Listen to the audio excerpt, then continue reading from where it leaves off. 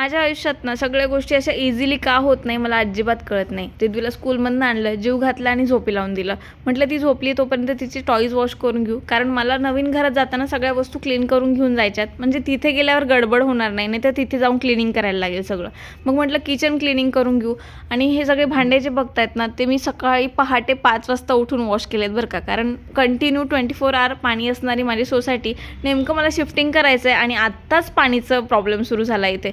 तर थोडाच वेळ पाणी येतं आणि म्हटलं दिवसभर वॉश करणार तर पाणी संपून जाईल. म्हणून मी पाणी येण्याच्या अगोदरच जेवढं पाणी माझ्याकडे टाकीमध्ये अवेलेबल होतं सगळं वॉश करून घेतलं. कारण मूव्हर्स अँड पॅकर्स जरी असले ना तरी काय होतं, या डब्यांमध्ये जर सामान भरून ठेवलं तर ते सेलो टेप लावतात आणि तो निघत नाही. याचा मला खूप जास्त एक्सपिरियन्स आला. त्याच्यामुळे मी सगळे डब्बे रिकामे केले. जे पॉसिबल होतं ते एकात एक घालून ठेवले, म्हणजे मलाही इझी होईल आणि त्यांनाही. बघा सगळं सामान मी व्यवस्थित लावलं, कारण जागा कमी आहे. जर सगळं असं अस्ताव्यस्त ठेवलं तर कुठे सामान ठेवणार ना, प्रश्नच पडतो.